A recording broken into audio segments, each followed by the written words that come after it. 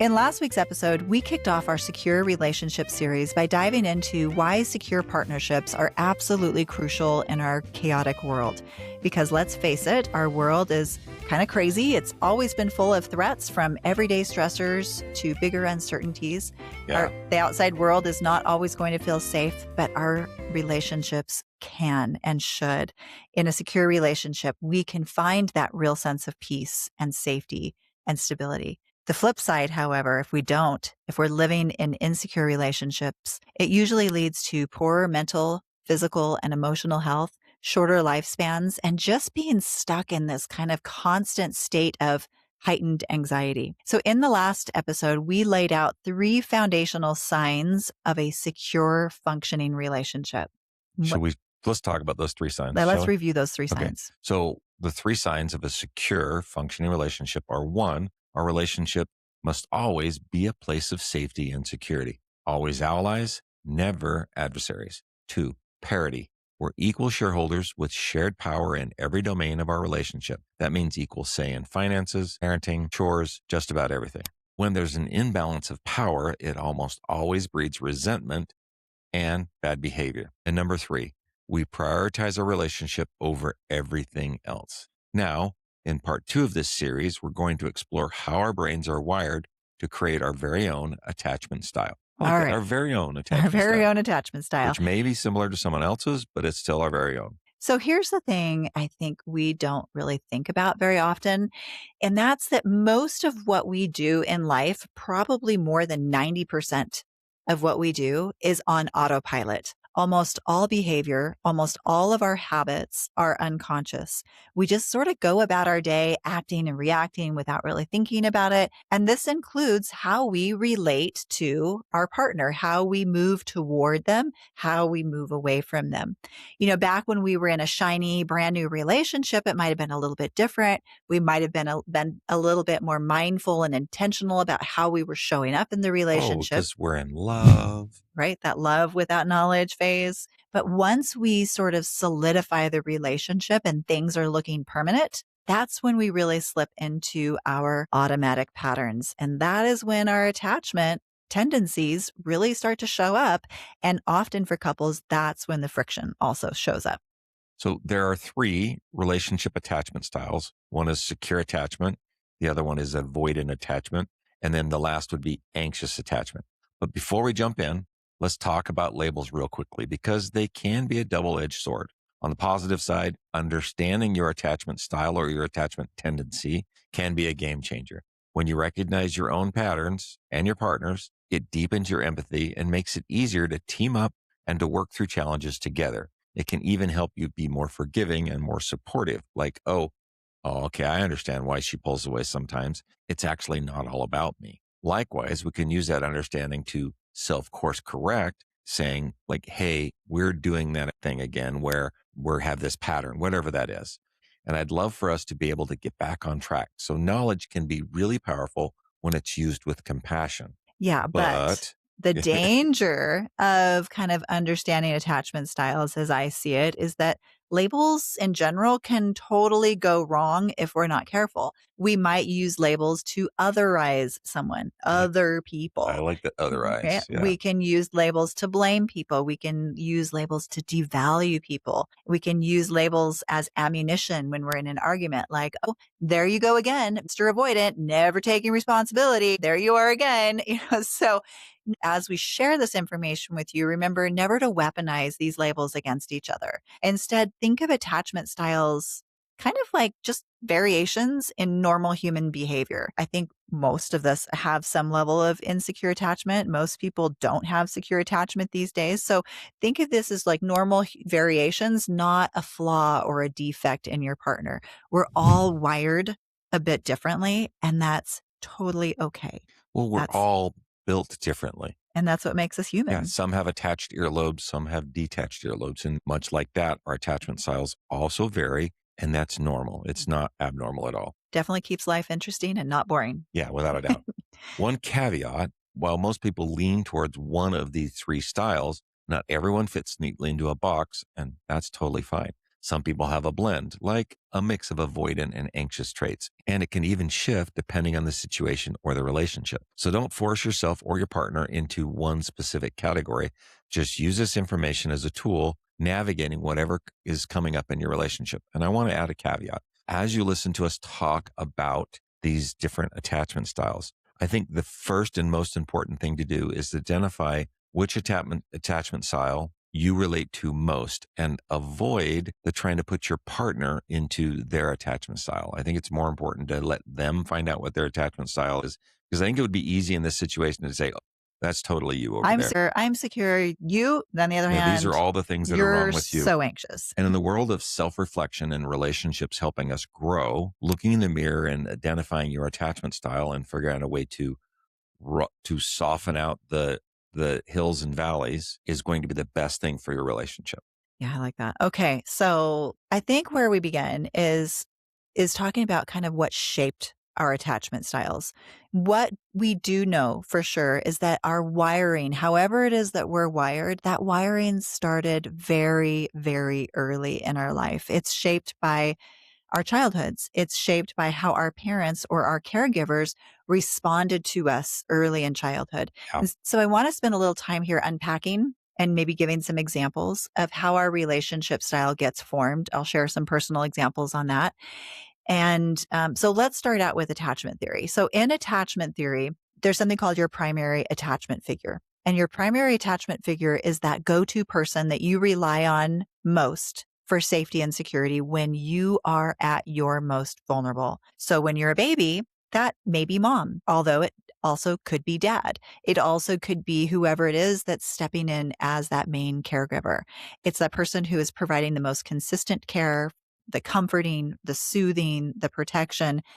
So maybe one way to think about it is throughout life, you've likely had one person different at different times in your life, but you've likely had one person that you would run to when you were distressed, when you were scared, when you were most vulnerable, and also when you were bursting with excitement with some kind of news to share. And in childhood, you probably know which parent that was. And then in adulthood, hopefully that becomes our romantic partner, because even in adulthood, we're still wired to seek that same kind of connection. Yeah, I was thinking about who it was I ran to, but I grew up in a single parent household. So Yeah, you didn't have a lot of unfortunately, my choices. mom had to straddle a lot of boundaries with being the compassionate one as well as the authoritarian figure. So for me on that topic, it actually was my grandfather, because my grandparents lived next door. And because my parents had so much chaos going on, my safety, my protection, my security came from my grandparents next door, and primarily my grandfather. Isn't it so awesome though that you had that? Yeah. Yeah, Yeah. amazing. But what we need to know is from the early time as we develop a sense of security or insecurity based on how our caregivers show up for us. And here's the key. You don't have to have gone through this great big massive trauma to end up feeling insecure as a child.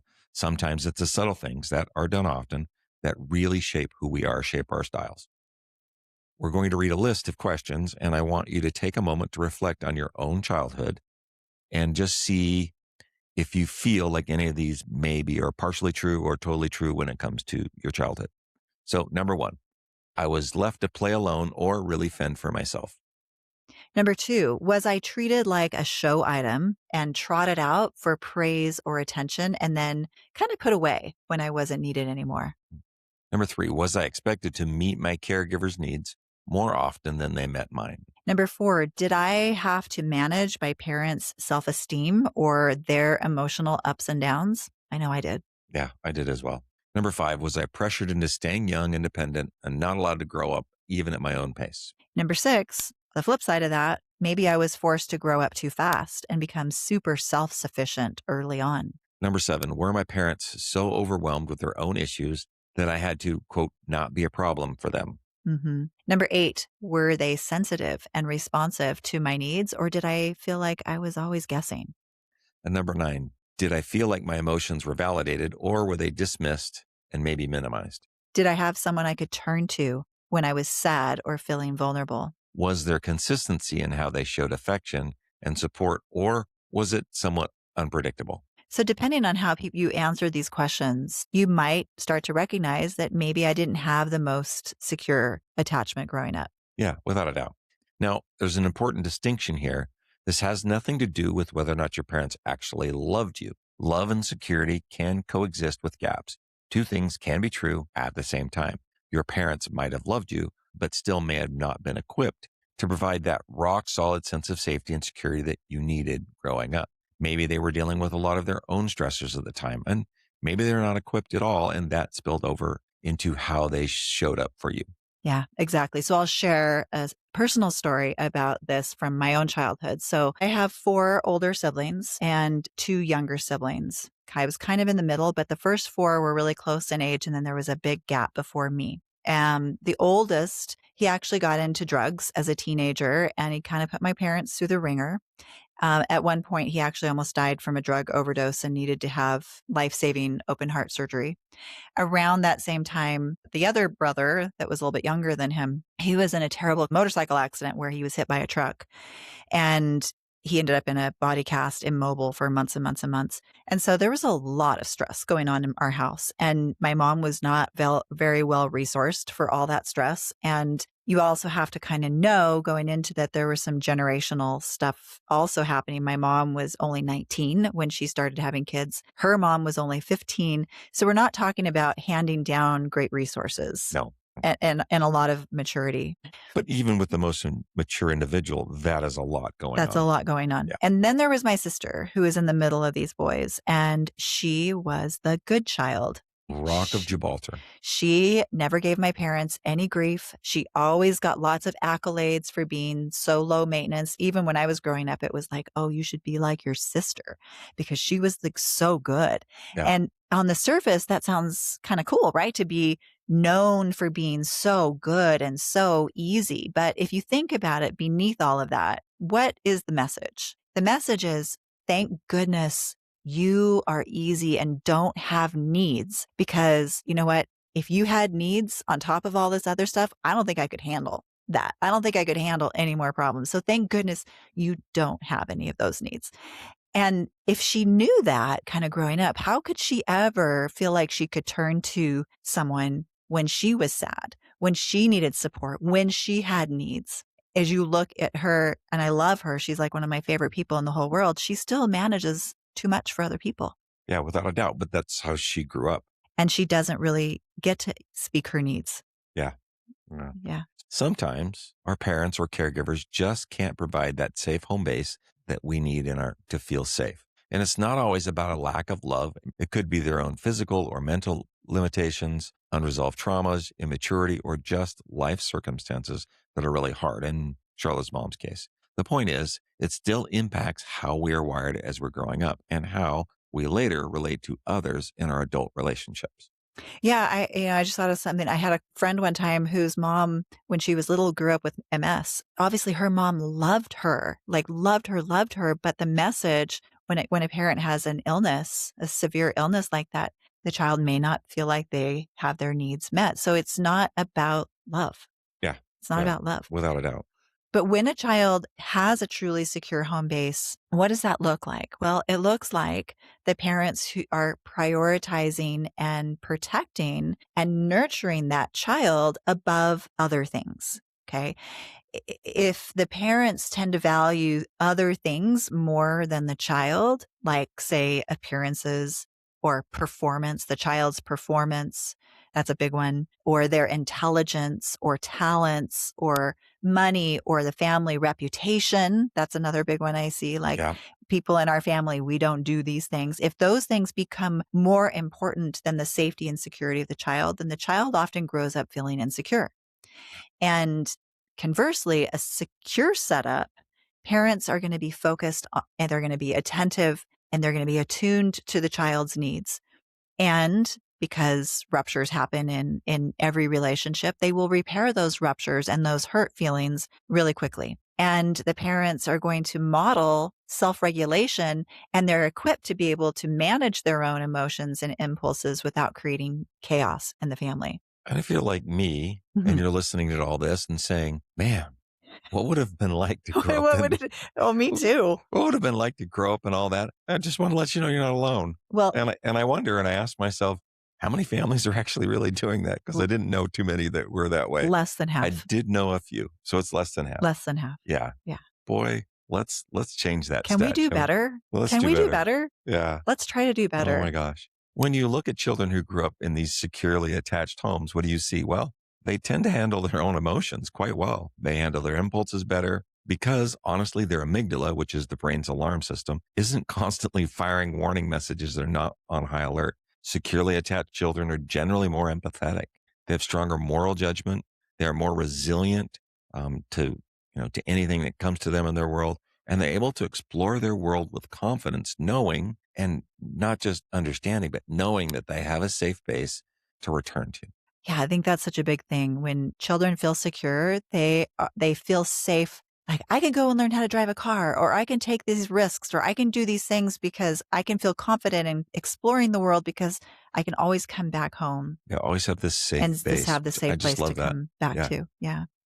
But like Robert just said, many of us, neither of us had that experience. Some of us have rotating caregivers, or we have parents who were inconsistent or distant or overwhelmed or had their own healthcare issues. Whatever the case is, though, it does wire us in ways. It wires our brains for how we show up later in life. The good news is, if all of this sounds really depressing, There's some good news. Trust us. there is good news Oh. in recognizing it. Recognizing where we're at is super powerful. It helps us so that we can start to build a more secure pattern now in our current family, which makes our children have a higher chance of having secure relationships in their adult lives. And that's one of the things that we really want. We want to be better parents, better lovers, better marriage, so we can model a secure relationship for our children. 100%. Okay, let's dive quickly into each one of these 3 attachment styles and how they show up in our relationships. We'll start with secure since we covered a lot about that last week, but it's worth a recap.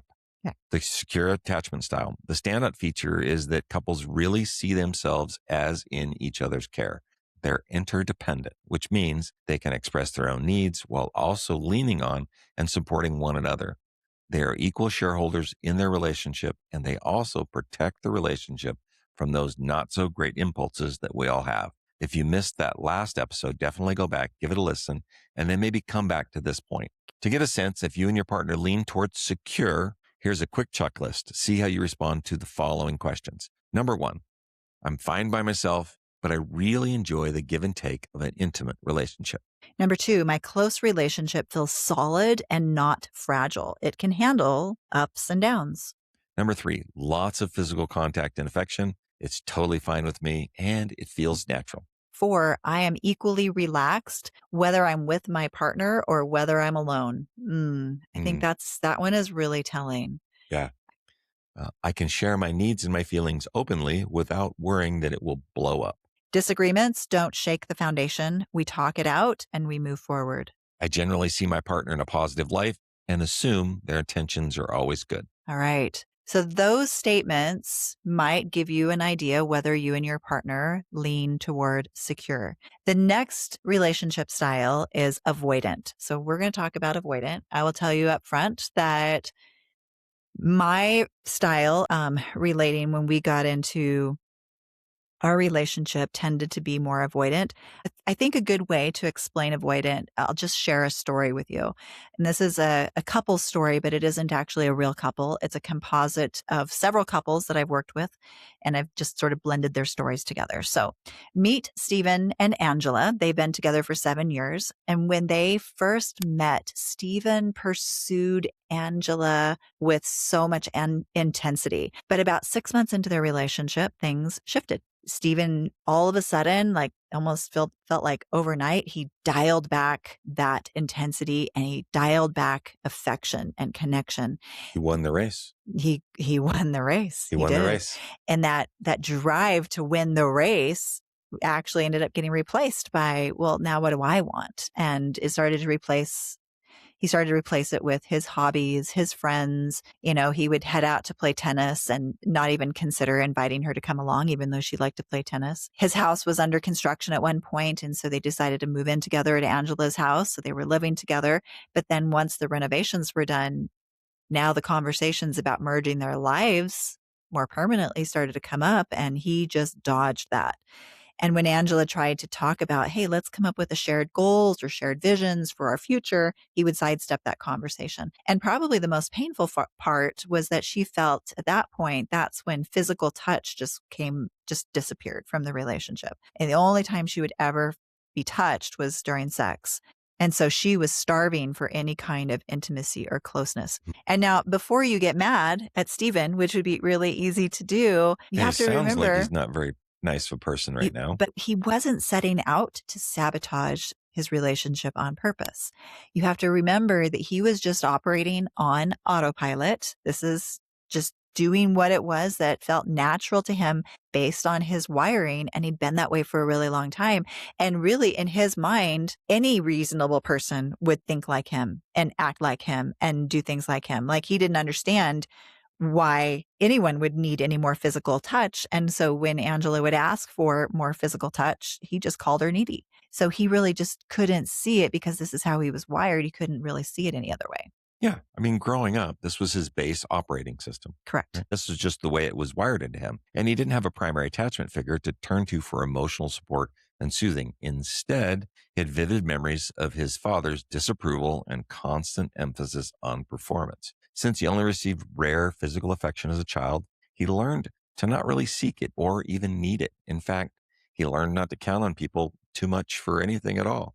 So I'll tell you what my life motto was as a kid, and you'll see why I was avoidant. Oh, what was your life motto? I can do it myself. I don't need anybody. I remember that. Yep. I don't need anybody. I don't need people. I can take care of it myself. Why do you think that you had that? Well, I mean, it's just, this is how I was wired. I learned to depend on myself. I Right. learned to meet my own needs. I learned not to rely on too many other people to get those needs met. And if it was going to be, it was up to me. Because there was a lot of turmoil when you were small and growing up, right? Right. With right. your two brothers, at the very least. And so, of course, I felt like that was a virtue. That felt very normal to me, to feel like I could be an independent, autonomous person. And depending on someone would feel like weakness. If I had to depend on someone, that would feel risky and scary to me, because what if they let me down?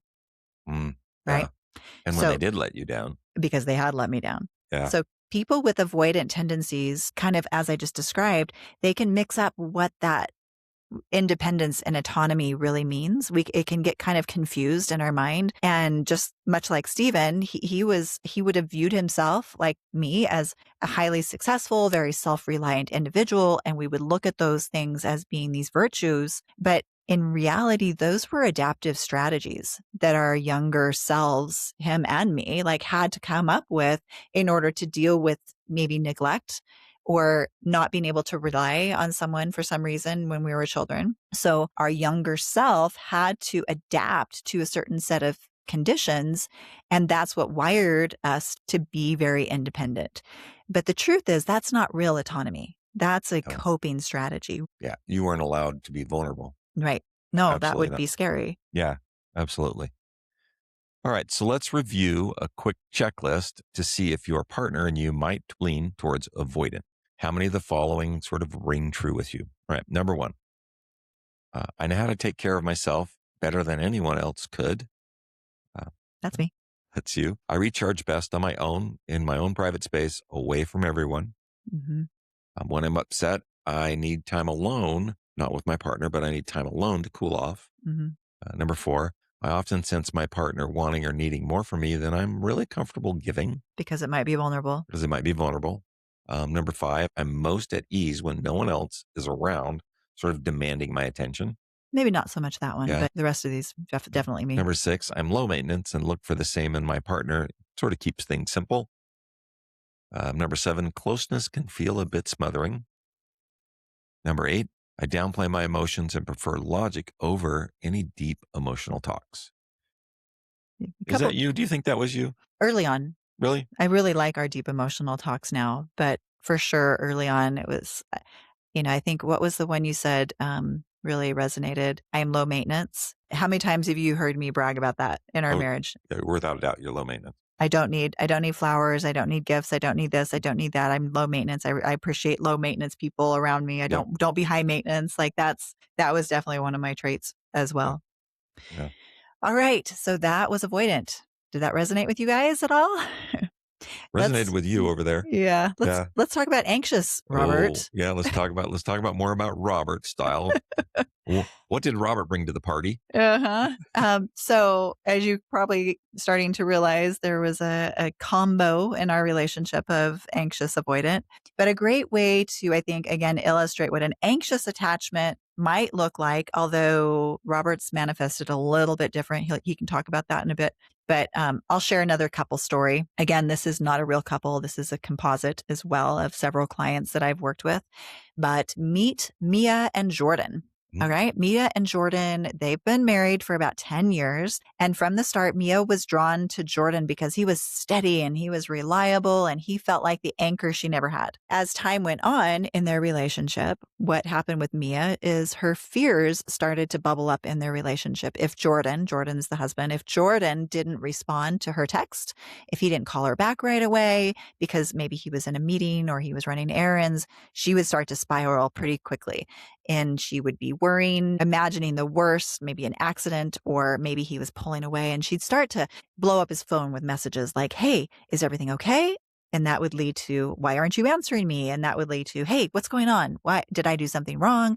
And by the time he replied, she would be really spiraled up and she might even be accusing him at that point that, "You just don't care about me. You don't care enough about our relationship." And Mia found herself also kind of worrying about all the worst case scenarios. She'd check through his social media feeds, scroll through his likes, through his comments, sort of looking for any sign of disinterest or sort of any sign of threat. And at home, she couldn't really relax either. She would do a lot of fault finding and nitpicking over small things like how he loaded the dishwasher or how he forgot to mention something he had to do at lunchtime. And for Jordan, the husband, this was really overwhelming. He felt like he couldn't breathe without scrutiny. He felt like he was walking on eggshells all the time, tiptoeing around her mood, tiptoeing around her anxieties. And it wasn't that she was trying to push him away. It would be easy, again, to hate on Mia. But Right. you have to remember, this isn't her intentionally trying to cause drama. This was her automatic way of relating.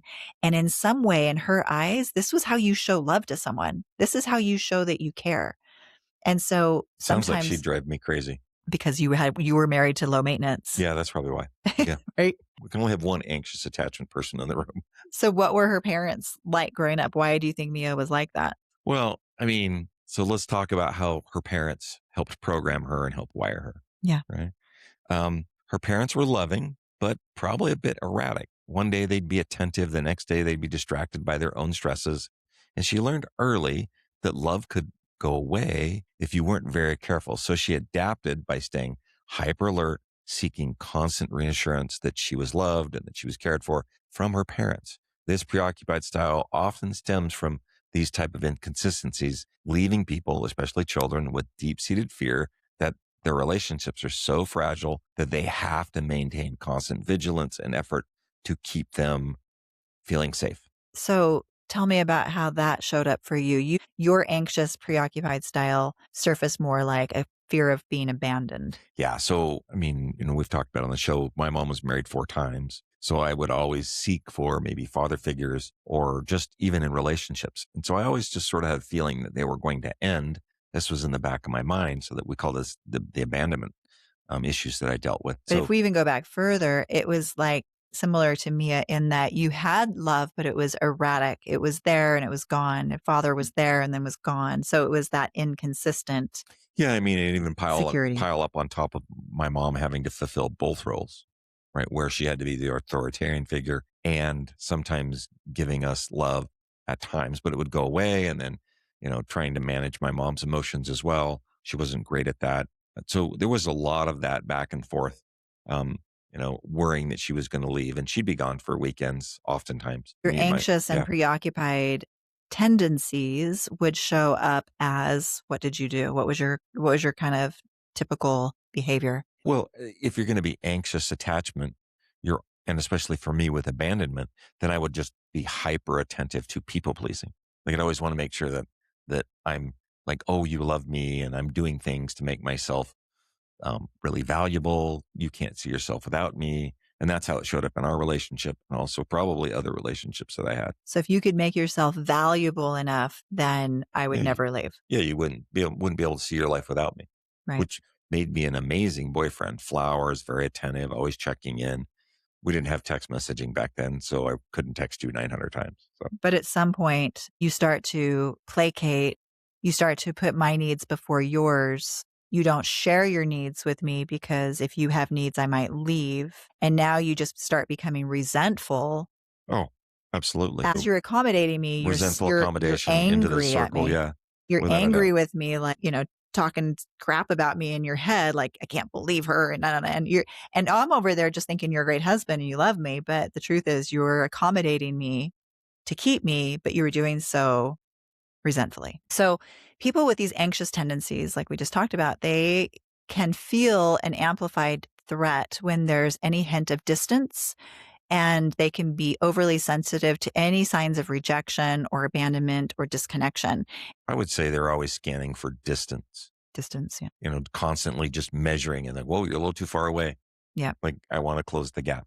Yeah. Right. Yeah. Absolutely. So here's a checklist. If you see, this is for anxious attachment. If you see any of these statements, if they sort of fit you, maybe you have a little flavor of anxious attachment. Number one, I worry a lot that my partner might lose interest or leave me. Check. Definitely Robert. Okay. In the past. Number two, if they're not responding quickly, I assume something's wrong with us. Number three, I need frequent reassurance that everything is okay in the relationship. Yeah, that felt like me. Uh, Number four, alone time feels uneasy. I prefer constant closeness or check in. For some reason, I didn't have too much of that. Number five, I often feel like I'm giving more emotionally than I'm getting back. Yes. Number six, small conflicts blow up in my mind into bigger threats to our connection. Yeah, I think I felt that too. Sometimes those still happen. Yeah, sometimes it still happens. Yeah. Number seven, I'm quick to express frustrations and it's hard to soothe me once I'm upset because I think you can just get spun up and that goes back to number six. Mm-hmm. Letting those small things just perseverate and run on your head. Number eight, past abandonments or inconsistencies make me extra vigilant now because again, I'm worried about this attachment. Number nine, I often test my partner's commitment to feel secure. I don't think I did that much, but yeah. So I'm pulling like what 7 out of 9 on those. I seem to recognize all those, and it's funny as I look back and I think, man, I did that. Sort of shaking my head because now I don't like. And here's the thing: as you see that, as it's reflected back when I talked about earlier, you have to recognize that, and can you course correct? Can you try to become a little bit less in that? And I think we'll have a blend of each of these. Mm-hmm. Like there's a Yeah. lot of secure attachment now, but once in a while that anxious attachment still rears its head. But the beauty is in your relationship, if you both can get to this point where you're secure, the beauty is when those things come up, Charlotte looks at me and she's like, yep, I know this is his anxious attachment showing up. How do I soothe that? And how do I bring him back to the secure thing? How do I help him to feel safe and secure? Right. How do I help him to feel safe and secure? Yeah. Absolutely. And that might be the antidote for anything that is other than secure attachment. How do I help him feel safe and secure right now? This is sort of popping back up again. And what would be the worst thing to do? Oh, you're just overreacting, Robert. Yeah. How's Absolutely. that going to be helpful? Yeah. That would not be helpful. So what could I say in that moment that would help you, or do in that moment that would help you to return back to knowing you're safe and secure? Yeah. And I think we've managed that, especially with your avoidant. Like when you pull away, which is weird, you pull away because you're avoidant. I'm anxious. You're pulling away. That So makes you're me more chasing anxious. me and I'm Yeah. pulling away more. Instead, I think a couple of times I've just held you and I've said like, we're good. This is where we are. We're in a good place. And that's you doing the same for me, which is helping me to feel, okay, I don't need to do that pattern. I can feel safe and secure right here, right now. Yeah, absolutely. Like, let's bring this all back to why this even matters. Because if we're going to be developing this truly secure, functioning relationship, remember the first thing we talked about last week is we have to always be allies, never adversaries. So that's what Robert's talking about. Like, what do I need to do right now to help him to feel safe and secure? What does he need to do? That's what an ally would do. And sometimes that can be challenging because our brains can be wired so differently. And so that leads us to the second core principle in this series. Last week, we did the first principle. This week, the core principle that we want to leave you with is to become an expert on one another. Yeah. Become an expert, because when you really understand how your partner's brain works, when you understand their attachment style and maybe what triggers that to come back out every once in a while, when you understand their needs, then you're so much more equipped to be able to navigate whatever challenges are coming up. If you're not an expert in your partner, then you're just going to be on autopilot. And if you're on autopilot, then you're going to react impulsively. I would say something to Robert like, oh, you're just being needy, or, oh, you're just being overreactive, because that would be that impulse reaction. Yeah. And what's that going to do? That's only going to create a greater sense of threat within the relationship, which is only going to create, again, more bad behavior. So let's leave you with a few practical tips on ways to apply these principles we've talked about today. So number one, dive in deeper to becoming an expert on one another. What attachment style best describes your partner and which one fits you? Remember, as we said earlier, never use this as ammunition, only as a way to deepen your understanding and your compassion for your partner. Number two, you strike a balance between accepting your partner and the way that they're wired and finding acceptance in yourself and how you're wired, but also temper that with responsibility. Hey, we're not saying you have to totally overhaul who you are. Your attachment style is likely going to be there on some level for the rest of your life, but you also can't shame someone. Our relationship, if it's going to be our safe place, we can't shame each other into changing. Safety in a relationship means that we are working to accept each other as we are, but at the same time being willing to look at our impact on each other, because we can't use our attachment style as an excuse for bad behavior. Instead, we can do our best to help to make one another feel safe and secure. Yeah, absolutely. Number three, don't try to change your partner. Acceptance goes both ways. It's crucial for them as it is for you. No one shifts from insecure to secure under threats or under pressure. The only way someone is going to become more secure is through first acceptance, then respect, and then always, as Sharla talked about, bringing them back to safety. All right. Well, that is going to be a wrap for this week. Next week, we're going to dive into how you can build kind of a bubble around your relationship, an invisible force field around your relationship. And we're going to start to unpack more specific tactics on how you can build safety and security together. Oh, that's awesome. Yeah. All right. Well, that's a wrap for this episode. We hope that it really gives you some insights to contemplate this week. Be sure to subscribe to the show so that you don't miss the next one in the series. And if you're enjoying it, help us out. Leave a 5-star review and a rating for us. This really boosts the algorithm, kind of kicks it around a little bit for us, and gets our message out to more couples who may need this help in their relationship. And as always, if there's anyone in your life who you feel like might benefit from this episode or any of our episodes, please share that with them. Remember, be kind to each other this week. Put each other first. It's the small things done often that create the biggest impact. Until next time.